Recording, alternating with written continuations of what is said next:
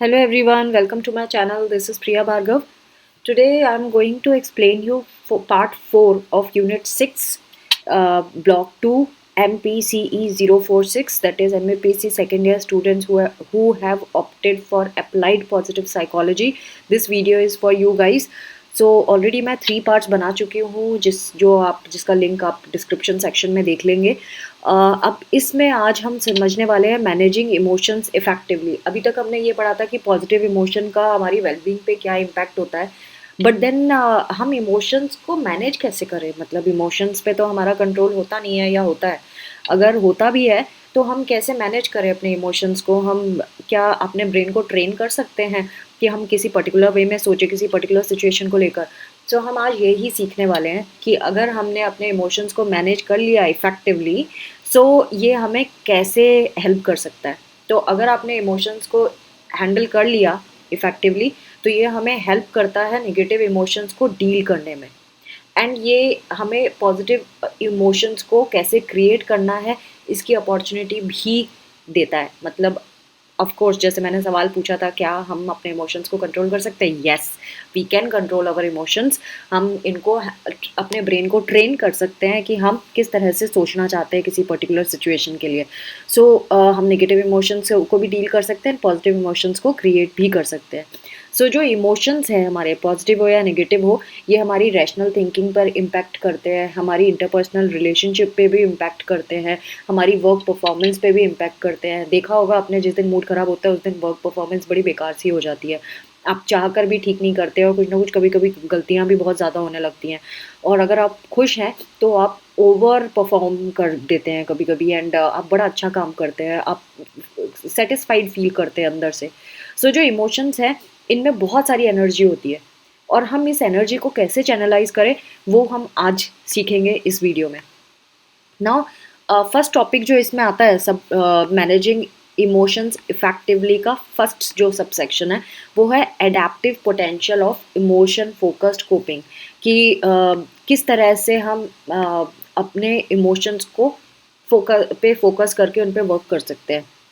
आपने देखा होगा, जब भी हमारे साथ कोई स्ट्रेसफुल सिचुएशन हो जाती है, मे बी किसी से फाइट हो गई, सो हमारे अंदर नेगेटिव इमोशंस जनरेट होने लगते हैं, और फिर हम एक गलत तरीका अपनाने लगते हैं। मे बी हम या तो फ़ोन पे बहुत देर लगे रहते हैं, सोशल मीडिया में ताक झाँक कर रहे होते हैं, या सारे टाइम वीडियोज़ वॉच कर रहे होते हैं, या कुछ और गलत आदतों में पड़ जाते हैं, स्मोक करना, ड्रिंक करना, और जाने क्या क्या, substance abuse, weed and all, बहुत सारी चीज़ें हम चीज़ों पे पड़ जाते हैं। अब ये तो सही तरीका नहीं है चीज़ों को हैंडल करना, और जो करता है उसको भी पता है कि वो सही नहीं कर रहा। देन वो कोप कैसे करे? तो जो इमोशन फोकस्ड कोपिंग जो है, वो हमें अपने इमोशन को कैसे हम इफ़ेक्टिवली यूज़ करें जब स्ट्रेसफुल सिचुएशन को हम फेस करते हैं, वो हमें सिखाता है।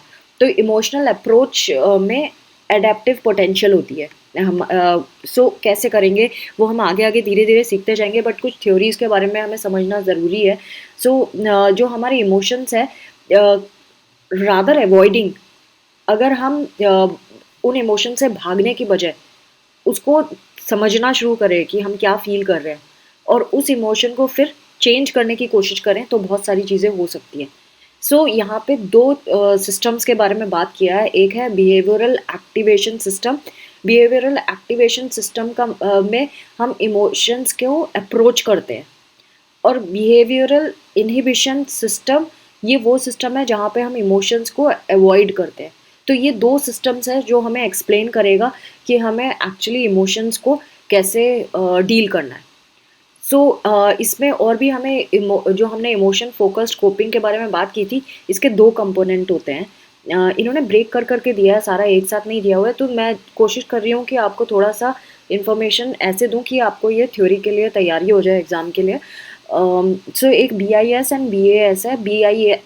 BIS है behavioural inhibition system, and BAS है behavioural activation system. In behavioral activation system, we approach towards emotion, and in BIS we avoid emotions. ये आपको ध्यान रखना है। नाउ जब इमोशन फोकस्ड कोपिंग की बात करते हैं तो इसके दो कंपोनेंट होते हैं। First component is emotional processing, and second is emotional expression. Emotional processing मतलब ट्राइंग टू अंडरस्टैंड इमोशंस। आप कोई इमोशन आता है तो आप उसको प्रोसेस करते हो, आप समझने की कोशिश करते हो ये इमोशन है क्या। एंड देन इमोशनल एक्सप्रेशन होता है when you display your emotion. आप एक्सप्रेस कर पाते हो कि मुझे ये समझ आया मेरे इमोशन के बारे में, या आपको दुख हो रहा है, सुख हो रहा है, क्या हो रहा है उस इमोशन के साथ, आप एक्सप्रेस कर पाते हो उस इमोशन को। सो ये शेंटन, किर्क, कैमरॉन एंड डेनॉफ बर्ग, इन्होंने 2000 में बताया था कि हमारे इमोशन फोकस्ड कोपिंग में दो सबसेक्शन होते हैं, एक इमोशनल प्रोसेसिंग होता है और एक इमोशनल एक्सप्रेशन होता है। सो ये जो एस्पेक्ट है ये हमें हेल्प करते हैं कि हम कैसे किसी स्ट्रेसफुल सिचुएशन से इफ़ेक्टिवली कोप कर सकें, हम कैसे उस सिचुएशन को में अडेप्ट हो सकें। सो इससे क्या होगा, हमारे साइकोलॉजिकल आउटकम बहुत सही से आ जाएंगे, क्योंकि जब आप इमोशन को समझेंगे एंड उसको सही से एक्सप्रेस कर पाएंगे तो ऑब्वियसली आप सोल्यूशन भी निकाल पाएंगे अपनी प्रॉब्लम का। सो अपने इमोशंस को जानना और समझना स्ट्रेस सिचुएशन में, आप क्या उससे क्या हमें मिलेगा अगर हम अपने इमोशंस को समझ पाएंगे और जान पाएंगे। उससे ये होगा कि हम अपनी किस तरह से हमें रिस्पॉन्ड करना उस पर्टिकुलर सिचुएशन में, हम उसको सही तरीके से रिस्पॉन्ड कर पाएंगे, हम बेटर पोजीशन में होंगे। ऐसा नहीं कि हम अपने आप को खतरे में डाल लें या हम अपने आप को ऐसी प्रॉब्लम में डाल लें कि उससे वापस आना मुश्किल हो जाए। सो अगर हम अपने इमोशंस को समझ जाते हैं और उसको समझ के उस पर प्रॉपरली एक्ट करते हैं तो हम बहुत सारी प्रॉब्लम्स से कोप कर पाते हैं इफ़ेक्टिवली। सो इमोशन फोकस्ड कोपिंग जो है वो एडेप्टिव बिहेवियर को रिजल्ट करती है, मतलब it results in adaptive behaviour. Now, enhancing one's emotional intelligence, this is subsection, second subsection. So, कैसे हम इमोशनल इंटेलिजेंस को एनहांस कर सकते हैं, और क्यों ये ज़रूरी है, और इमोशनल इंटेलिजेंस होता क्या है। जनरली आपने सुना होगा कई बार और आप कंफ्यूज हो जाते होंगे कि ये क्या टर्म है इमोशनल इंटेलिजेंस, इससे इससे क्या फ़र्क पड़ता है। तो आज हम समझेंगे कि इमोशनल इंटेलिजेंस कैसे हम उसको एनहांस कर सकते हैं, कैसे इम्प्रूव कर सकते हैं, और ये होता क्या है। सो जो इमोशंस होते हैं वो जनरली हमारे थॉट्स और एक्शंस को इन्फ्लुएंस करते हैं, और कोई भी ऐसा नहीं है जो लिविंग ऑर्गेनिज्म है जो ह्यूमन बींग्स में जो जिनमें इमोशंस ना हो। इमोशंस होते हैं और वो हमारे जिस तरह से हम सोचते हैं और जिस तरह से हम बिहेव करते हैं उसको इम्पैक्ट भी करता है। सो आप इमोशन को डिनाई करना या फिर उसको अवॉइड करना अ, गलत चीज़ है बेसिकली। बेटर आइडिया इज़ आप उस इमोशन को हार्नेस करें, उसकी पोटेंशियल को हार्नेस करें। हार्नेस करना मतलब कि उसको समझना, उसको आइडेंटिफाई करना कि क्या इमोशन है, क्यों आ रहा है ये इमोशन, और मैं इस इमोशन से क्या समझ सकती हूँ, what is my need behind that, किस तरह से मैं सोच रही हूँ, लाइक वो सारी चीज़ें। तो जब आप अपने इमोशंस को हार्नेस करना सीख जाते हैं, यानी कि इमोशंस को बहुत अच्छे से एनालाइज करना सीख जाते हैं, तो आप बेटर डिसीजन मेकिंग कर सकते हैं, आप प्रॉब्लम सॉल्व कर सकते हैं, आपके रिलेशनशिप्स अच्छे हो जाते हैं लोगों के साथ, आपकी परफॉर्मेंस अच्छी हो जाती है। सो इमोशंस को इंटेलिजेंटली जब हमें यूज़ करना है तो ये दिमाग में रखते हुए करना है कि ये हमारे बेटरमेंट के लिए है। और इमोशनल इंटेलिजेंस एक टर्म जैसे मैंने बताया कि आएगा, और आपको मैं बताऊंगी भी कि इमोशनल इंटेलिजेंस होता क्या है। तो this is the right time to understand what is emotional intelligence. Emotional intelligence term जो था वो डेनियल गोलमैन ने सबसे पहले, he was the pioneer of this term, and उन्होंने अपनी book emotional intelligence why it can matter more than IQ, ये इन्होंने 1995 में पब्लिश की थी, और इसमें इन्होंने इस बुक में इमोशनल इंटेलिजेंस को पहली बारी यूज किया था। सो इन्होंने ये बताया है कि जब हम इमोशंस को और इंटेलिजेंस को कंबाइन करते हैं तभी वो हमारे लिए सही आउटकम ला सकता है। अगर आप अकेले अकेले इमोशन से सोचते हैं या फिर अकेले अकेले इंटेलिजेंस को लेकर सोचते हैं तो जनरली ये आपको प्रोडक्टिव आउटकम नहीं ला के देगा। लेकिन जब आप अपनी इंटेलिजेंस एंड इमोशंस दोनों को कंबाइन करके सोचते हैं तभी आप प्रोडक्टिव आउटकम ला सकते हैं अपने किसी भी डिसीजन में। नाउ इमोशनल इंटेलिजेंस की यहाँ पे डेफिनेशन भी बताइए। Emotional intelligence can be defined as perceiving and using emotions effectively for positive outcomes. Emotional intelligence होती है कि जब आप अपने इमोशंस को परसीव कर पा रहे हैं और उस इमोशन को समझने के बाद आप उसको सही से यूज़ कर पा रहे हैं एंड उससे आपको पॉजिटिव आउटकम मिल रहा है, तो ये इमोशनल इंटेलिजेंस मानी जाती है। और इमोशनल इंटेलिजेंस में और क्या क्या आता है, इसमें ये भी आता है कि आपके इमोशन के, खुद के इमोशन के बारे में पता होना, knowing about one's own emotions and others emotions, दूसरों के इमोशन के बारे में भी पता होना चाहिए। Emotion in emotion laden situations, ऐसी सिचुएशन जहाँ पे सब लोग इमोशनल है किसी पर्टिकुलर चीज़ को लेकर, उस टाइम पे आप सिर्फ अपने इमोशन के बारे में नहीं सोचना है, आपको आपको दूसरों के इमोशंस के बारे में भी सोचना है, सामने वालों को कैसा लग रहा होगा। कोई सिचुएशन है जहाँ पे आप कुछ सोच रहे हैं और आप इमोशनल हो रहे हैं, सो इसका मतलब ये नहीं है कि सिर्फ आप अपने इमोशन के बारे में सोचें, आपको ये भी सोचना पड़ेगा दूसरे वाले भी को अंदर इमोशन है और वो क्या सोच रहे होंगे। फर्दर इसमें ये भी आपको पता होना चाहिए कि क्या आप अपने अपने इमोशंस को हैंडल कर पा रहे हैं और दूसरे के इमोशंस को हैंडल कर पा रहे हैं।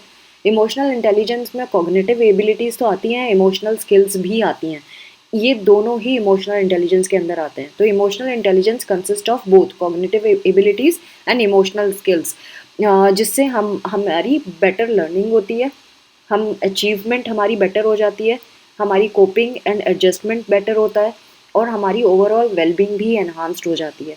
तो ये इमोशनल इंटेलिजेंस इसीलिए ज़रूरी है। Now Peter Solvay and John mayor ने ये 4 branch ability model of emotional intelligence, इसके बारे में बात की थी। और इन्होंने ये बताया है कि जो ये 4 ब्रांच टर्म आया है वो इसलिए आया है क्योंकि इसको 4 ब्रांचेस इन्होंने बताई है। पहला है परसीविंग इमोशंस, सेकेंड है यूजिंग इमोशंस, थर्ड है अंडरस्टैंडिंग इमोशंस एंड फोर्थ है मैनेजिंग इमोशंस।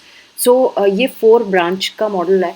इन्होंने बताया बोला कि ये जो 4 एस्पेक्ट्स हैं, अगर आप इन पे वर्क कर देते हैं किसी भी इमोशनल सिचुएशन पे, सो आप अच्छे से उस सिचुएशन को हैंडल कर पाएंगे।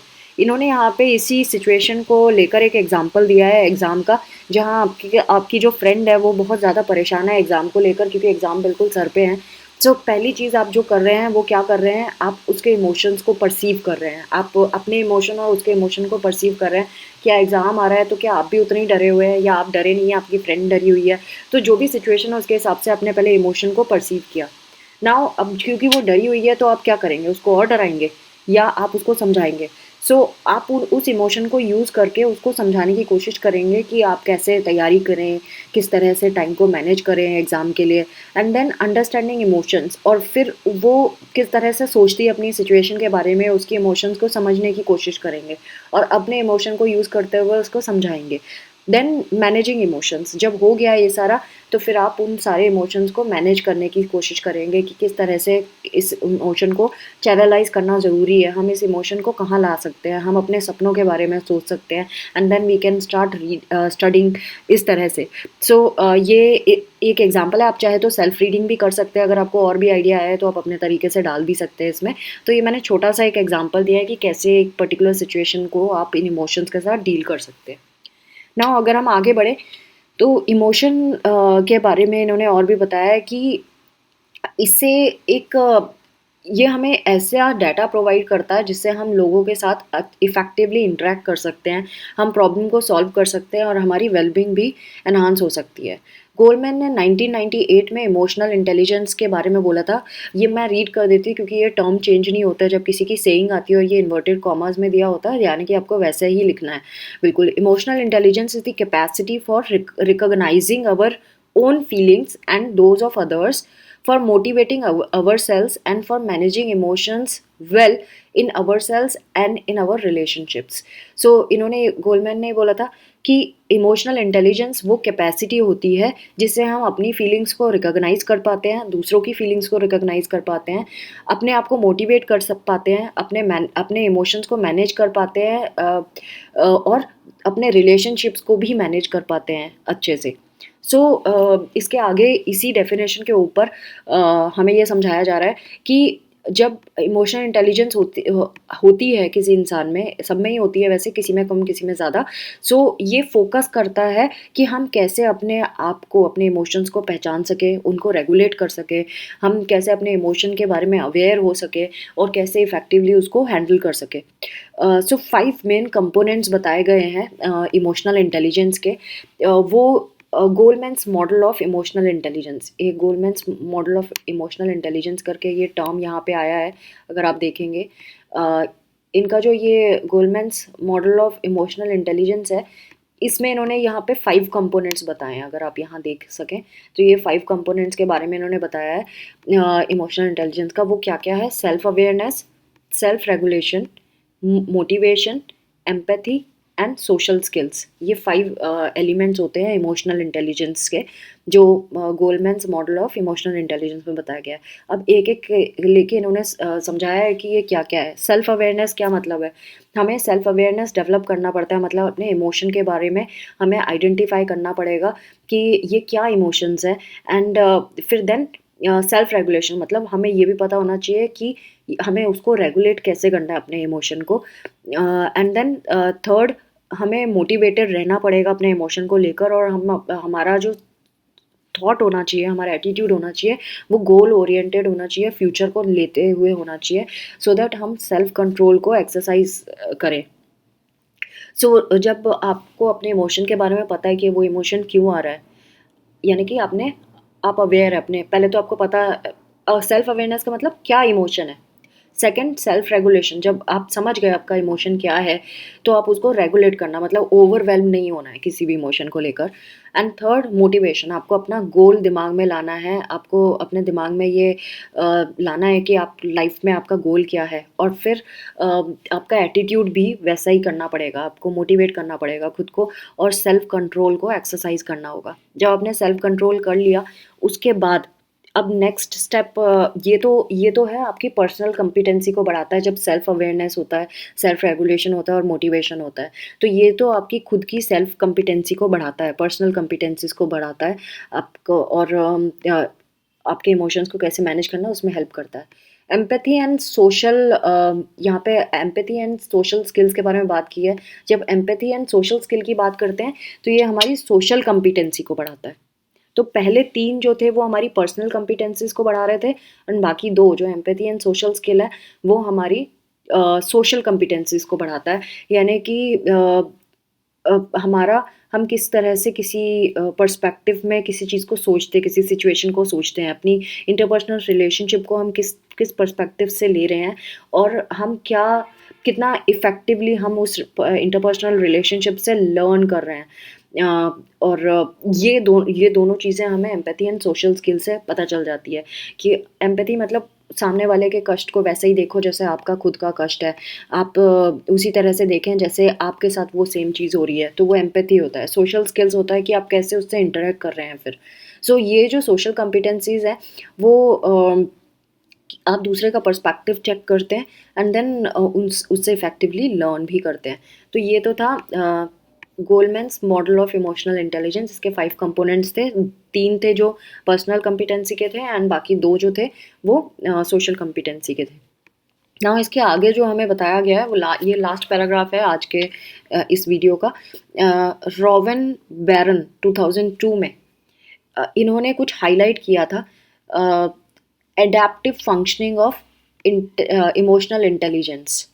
सो हमारा इमोशनल इंटेलिजेंस का जो एडेप्टिव फंक्शनिंग है वो कैसी है, मतलब कैसे हम एडेप्ट हो जाते हैं, हम कैसे अपने इंटेलिजेंस को में की फंक्शनिंग को कुछ इस तरह से कर सकते हैं कि हम किसी सिचुएशन को परसीव कर सके। तो उन्होंने ये बोला था, ये भी इन्वर्टेड कॉमा में तो मैं ऐसे ही रीड करूँगी, an array of non cognitive abilities, competencies and skills that influence one's ability to succeed in coping with environmental demands and pressures. So emotional intelligence के बारे में इन्होंने बात की है, और इन्होंने बोला है कि जो हमारी इमोशनल इंटेलिजेंस है उसकी फंक्शनिंग एडेप्टिव इसीलिए होती है क्योंकि हम ये बना हुआ होता है नॉन कॉग्निटिव एबिलिटीज से, competencies and skills.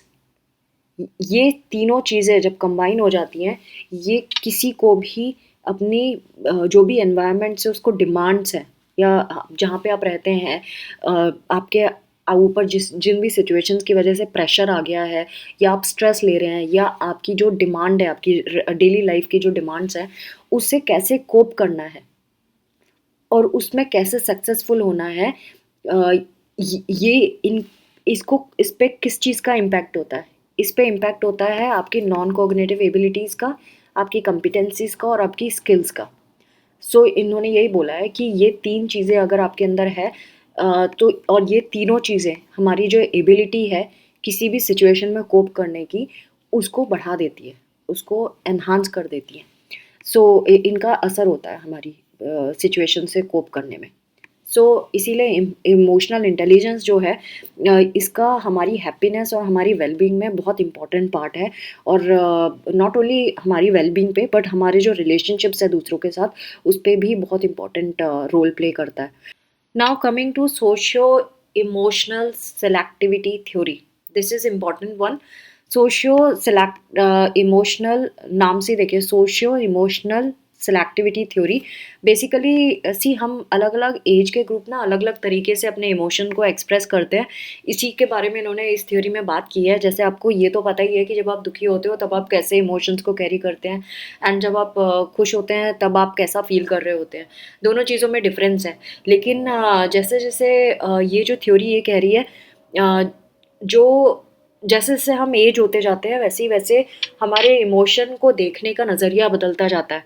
So theory of socio emotional selectivity जो Laura Carstensen Carstensen, may be pronunciation wrong भी हो सकता है, आप गूगल कर सकते हैं, बट देन आप स्पेलिंग को ब्रेक करके लर्न कर सकते हैं ज़रूर। तो ये लॉरा कार्स्टेंसन ने दी थी ये थ्योरी, और उन्होंने ये बोला था कि डेवलपमेंटल पर्सपेक्टिव से अपने इस इमोशंस के बारे में बात की थी उन्होंने कि जैसे जैसे हमारा डेवलपमेंट होता है उसी तरह से हम इमोशंस को परसीव भी करते हैं और एक्सपीरियंस भी करते हैं। इन्होंने ये भी बताया अपनी थ्योरी में कि जो ओल्डर लोग होते हैं, जो जैसे जैसे वो ओल्ड होते जाते हैं, वो पॉजिटिव इमोशंस को ज़्यादा सिलेक्ट करते हैं as compare to younger people. Same situation अगर आप younger people and old people के सामने रखते हैं तो ओल्डर पीपल उस सिचुएशन को ज़्यादा पॉजिटिवली लेते हैं एंड यंगर पीपल उसको उतना पॉजिटिवली नहीं लेते हैं, ऐसा उनका कहना था। और क्यों ऐसा क्यों है, रीज़न क्या है इसके पीछे? रीज़न ये है कि जैसे जैसे हम ओल्ड होते जाते हैं वैसे ही हम अपनी लाइफ स्पैन का शॉर्ट होने को रियलाइज़ करने लगते हैं। हम इस बात से अवेयर होते हैं कि ज़िंदगी कितनी छोटी बची है आगे। सो इंस्टेड ऑफ ये देखना कि लाइफ में तकलीफ़ें क्या हैं, वो इमोशनल रिचनेस जो है लाइफ की उसकी तरफ फोकस करने लगते हैं, उसको ज़्यादा इम्पोर्टेंस देने लगते हैं। एंड दैट इज़ वाई वो अच्छी रिलेशनशिप्स बनाने में, लाइफ को एंजॉय करने में, लाइफ में मीनिंग ढूंढने में, लोग चीज़ों को अप्रिशिएट करने में, इन चीज़ों में ज़्यादा फोकस करना शुरू कर देते हैं। सो ये सिलेक्टिविटी क्यों टर्म यूज़ किया है, क्योंकि उन्होंने सिलेक्ट किया है कि उनको कौन से इमोशन पे फोकस करना है। उनको नेगेटिव इमोशन पे कम फोकस करना है, पॉजिटिव इमोशन पे ज़्यादा फोकस करना है। इसीलिए इस थ्योरी के नाम में सिलेक्टिविटी वर्ड आया है कि उन्होंने सिलेक्ट किया है, नोइंगली सिलेक्ट किया है। एंड सोशियो इमोशनल तो आप समझ ही गए होंगे किस लिए वर्ड यूज़ किया हुआ है, कि इमोशन से रिलेटेड है। सोसाइटी में लेवल्स होते हैं, अलग अलग एज ग्रुप के लोग होते हैं, उसके बेसिस पे इन्होंने बताया है। एंड जो positive experiences and positive emotions होते हैं वो उनकी लाइफ की प्रायोरिटी बन जाता है एज वी एज। जैसे जैसे हम भी बूढ़े होते जाएंगे तो हमारी भी प्रायोरिटी पॉजिटिव ज़्यादा होती जाएगी टाइम के साथ। ये देखते हुए कि मोरालिटी को कंसीडर करते हैं, मोर्टेलिटी को कंसीडर करते हुए, मोर्टेलिटी मीन्स डेथ। सो जब एंड टाइम पास आने लगता है तो इंसान को ज़िंदगी की इम्पोर्टेंस पता चलने लग जाती है। सो इसीलिए इसकी एडेप्टिव सिग्निफिकेंस है इस थ्योरी की। और जब आप पॉजिटिव रहते भी हैं वो तो क्या होता है, आपकी मेंटल हेल्थ एंड वेलबींग भी अच्छी हो जाती है। Now coming to next topic, that is the last topic of today's video, emotional storytelling। Emotional story telling से ये क्या कहना चाह रहे हैं? इमोशनल स्टोरी टेलिंग एक तरह की टेक्निक होती है जो जिसमें हम जैसे हमने कभी लाइफ में कोई डिफ़िकल्ट टाइम फेस किया, मैंने तो ऑफ कोर्स किया है, बहुत स्ट्रेसफुल ट्रॉमेटिक लाइफ मैंने देखी है अपनी बहुत यंग एज में। सो मैं ज़रूर कह सकती हूँ कि emotional story telling, and as a motivational speaker मैं अपनी स्टोरी भी इंस्टीट्यूशंस में बताती हूँ, जाती हूँ, स्टूडेंट्स को मोटिवेट करती हूँ, ऑर्गेनाइजेशंस में जाती हूँ। सो ये क्या है, नरेटिव स्टोरी टेलिंग भी कहते हैं इसको। सो ये एक ऐसी टेक्निक है जिसमें इंसान जो है वो अपने ट्रॉमेटिक एक्सपीरियंसेस को लोगों के साथ शेयर करता है। कैथार्टिक इफ़ेक्ट जो कहते हैं कैथार्टिक इफेक्ट, मतलब अपने इमोशंस को एक्सप्रेस करना, वो अंदर से क्या महसूस कर रहा है उसको उसको एक्सप्रेस करना। तो जब हमें ये अपॉर्चुनिटी मिलती है कि हम अपने नेगेटिव इमोशंस को एक्सप्रेस कर सकें, सो हमें ये भी अपॉर्चुनिटी मिलती है उसके साथ कि हम उसको प्रोसेस कर सकें। तो जब हम अपने नेगेटिव इमोशंस से रूबरू होते हैं, यानी उसके फेस टू फेस होते हैं, तो हम उन इमोशंस को बहुत अच्छे से एनालाइज कर सकते हैं, हमारा दिमाग उसको प्रोसेस कर लेता है, तो वो हमारे अंदर अब ट्रॉमा नहीं रह जाता, वो हमारे लिए एक मोटिवेशन बन जाता है। तो नेगेटिव इमोशंस से हम आसानी से कोप कर पाते हैं और इसके हेल्थ बेनिफिट्स भी होते हैं। तो जो नरेटिव स्टोरी टेलिंग है, ये हमारे हेल्थ आउटकम्स को भी हेल्प करती है। इसको इमोशनल स्टोरी टेलिंग भी कहते हैं। और इमोशनल स्टोरी टेलिंग जो है, इस ये पायोनियर कौन थे इसकी? जेमी पेनी बेकर 1989 में इन्होंने सबसे पहली बारी ये इमोशनल स्टोरी टेलिंग का टर्म यूज़ किया था एंड ये टेक्निक बताई थी। सो उन्होंने ये बताया कि बहुत सारे हेल्थ बेनिफिट्स होते हैं जब इमोशनल स्टोरी टेलिंग की जाती है, और उन्होंने ग्रुप्स में भी ये करवाई थी। तो लोगों ने जब अपनी इमोशनल सफरिंग्स बताई, मतलब आपको क्या इमोशन था, आप कितने दुखी थे, आपकी क्या सफरिंग्स थी, जब उन्होंने इमोशनल सफरिंग्स अपनी एक्सप्रेस की, या तो आप लिख के कर सकते हैं या आप वैसे कर सकते हैं, बोल के भी कर सकते हैं, ओरल डिस्क्लोजर भी कर सकते हैं, दोनों में ही बेनिफिट होता है। और उन्होंने क्या किया था, एक कंट्रोल ग्रुप के साथ एक्सपेरिमेंट किया था। कुछ लोगों से करवाई, कुछ लोगों से नहीं करवाई। तो जिनसे करवाई उनके हेल्थ बेनिफिट देखने के लिए मिले, और जिनसे नहीं करवाई उनके कोई बेनिफिट नहीं मिले। सो इसीलिए वो इस टर्म पे आई कि इमोशनल स्टोरी टेलिंग जो है, चाहे आप लिख के करें या फिर ओरली डिस्क्लोज करें अपने नेगेटिव इमोशंस को, जब आप ऐसा करते हैं तो आपको एक स्पेशल फील एक्सपीरियंस होता है, एक स्पेशल इमोशन का एक्सपीरियंस होता है, जिससे आप अपने इमोशंस को प्रोसेस कर पाते हो। आपके जो स्ट्रेस रिलेटेड इमोशंस हैं उनको आप रिलीज़ करते हो, जिसको आप हमेशा से इनहिबिट कर रहे थे। सो इंस्टेड ऑफ इनहिबिटिंग, ये बहुत एक सेफ प्लेस स्पेस प्रोवाइड कराना चाहिए, जिससे इंसान अपने एक्सप्रेशंस अपने इमोशंस को एक्सप्रेस कर सके, और जो थॉट्स एंड फीलिंग्स इससे आती हैं उससे रिलीज़ हो सके, उस वो छोड़ दे अपने अंदर से। तो जब ऐसा करते हैं तो हमारे अंदर मोर क्लैरिटी होती है और हम ज़्यादा बेटर फील करने लगते हैं। तो ये लोग उससे क्या हुआ, जिन्होंने ये इमोशनल स्टोरी टेलिंग की, उनके थॉट्स ज़्यादा ऑर्गेनाइज हो गए, वो अपने कॉग्निटिव प्रोसेसिंग अच्छे से करने लगे, और उनको अपने ट्रॉमा में भी एक मीनिंग नज़र आने लगा, और सोशल नेटवर्क्स में दोबारा वो रीइंटीग्रेट करने लगे। ये स्टडी ने बताया कि ये बेनिफिट्स हुए जब इमोशनल स्टोरी टेलिंग हुई। सो जो इमोशंस होते हैं वो एक और चीज़ पे इन्फ्लुएंस होते हैं, एक और चीज़ से इन्फ्लुएंस होते हैं, दैट इज़ कल्चरल कॉन्टेक्स्ट। अब ये कल्चरल कॉन्टेक्स्ट क्या है? जैसे सब अलग अलग डिफरेंट डिफरेंट कल्चरल बैकग्राउंड से आते हैं। हम जो इंडियन लोग हैं, वो हमारा कलेक्टिविस्टिक कल्चर है।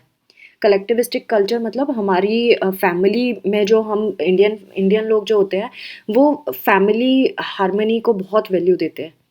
हम किसी फैमिली मेंबर के सामने उनको डायरेक्टली कन्फ्रंट नहीं करते, इमोशनल कन्फ्रंट्रेशंस हम अवॉइड करते हैं। हम अगर पूरे फैमिली मेंबर्स के साथ बैठे हैं तो हम सबके मुंह पे बोल के बेइज्जती नहीं करते हैं। ये हमारा कल्चर नहीं है, ये हमारी वैल्यूज़ नहीं है। जबकि जो इंडिविजुअलिस्टिक कल्चर है, जो वेस्टर्न कंट्रीज़ में होता है, जहाँ पे सब एक साथ कंबाइंड फैमिली में नहीं रहते हैं, तो वहाँ पे क्या होता है, डायरेक्ट एंड एग्रेसिव स्टांस लिया जाता है, मतलब डायरेक्टली मुंह पे बोल दिया जाता है।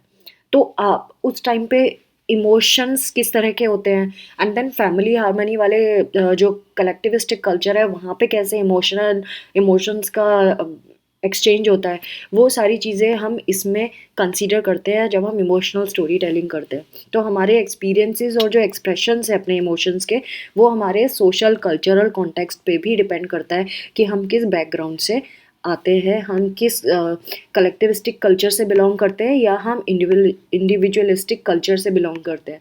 तो जिस कल्चर से हम बिलोंग करते हैं, वैसा ही हमारे इमोशंस का एक्सप्रेशन होगा, और हम उसी तरह से इमोशंस को एक्सपीरियंस करते हैं। So friends, this was all about today's video. I hope आपको ये वीडियो बेनिफिशियल लगा होगा, और please do subscribe my channel, share my videos with rest of the students. मेरी मेहनत की अगर आप फ़ीस देना चाहते हो तो बस इतनी फ़ीस दें कि मेरे वीडियोज़ को ज़्यादा से ज़्यादा स्टूडेंट्स तक पहुँचाए. Thanks for watching. Take care of yourself. Bye.